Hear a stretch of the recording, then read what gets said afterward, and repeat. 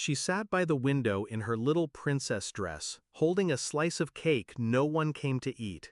7 candles, 2 balloons, 36 cupcakes I stayed up until 2 a.m. frosting, and not a single knock at the door. Again.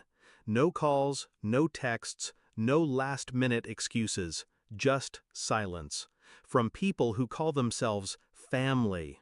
I told her maybe they got busy. She nodded, trying to be strong, like me, but I saw her glance at the phone again, hoping it would light up with love. It didn't. So I packed up the extra cupcakes and we delivered them to the women's shelter down the street. Strangers hugged her, called her beautiful, sang louder than blood ever did. 4 days later, I was at work when my phone buzzed. $2,900 withdrawn from your card ending in 0387. I blinked. I don't remember making any large purchases. I don't remember giving anyone permission. Then I remembered, Dad still had access. For emergencies, he'd said. I gave it to him last year when he needed help after surgery. He never gave it back. I called him, no answer. Called my sister, voicemail. Tried Mom, straight to busy. The silence felt familiar this time, so I stopped calling and sent a single message to the group chat. Wait for a call from my lawyer. 10 minutes later, chaos. My sister's voice messages came first, unhinged and shrill. Are you serious right now? It was for Dad's generator. He didn't know the account was still connected. Another one.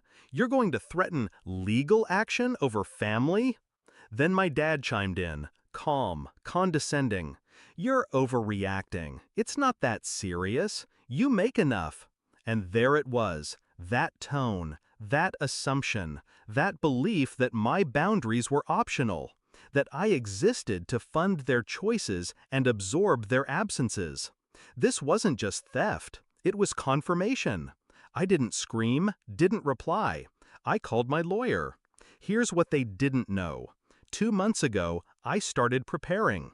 I updated all my account authorizations, filed paperwork to revoke financial permissions, filed a formal fraud watch. I'd seen this pattern coming, the silence, the entitlement, the cycle. So I opened a new account, moved the funds, left the old one empty, except for one last payment card, the one Dad just drained. I let them think they got away with it for 48 hours.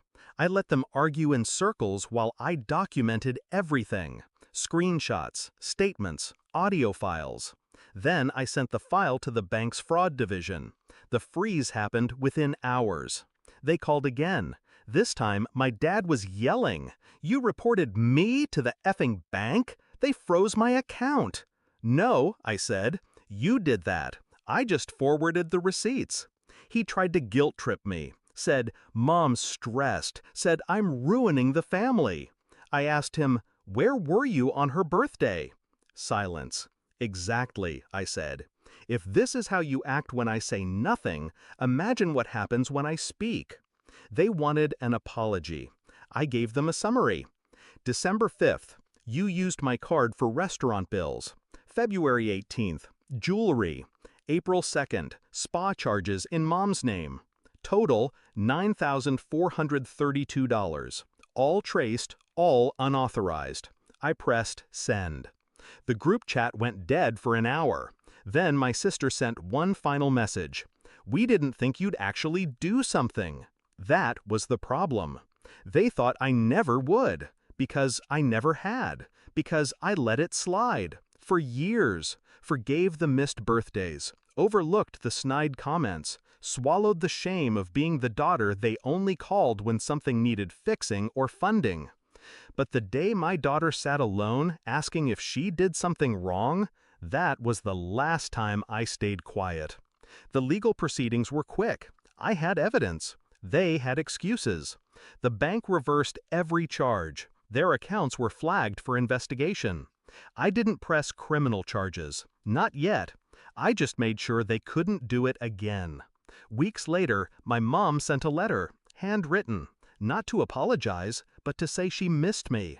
She ended it with, family should forgive. I didn't write back, because family should also show up. This year, we celebrated my daughter's birthday at the aquarium. She fed penguins, held a jellyfish, laughed so hard she snorted slushy out of her nose. She didn't ask about Nana, or Grandpa, or Auntie.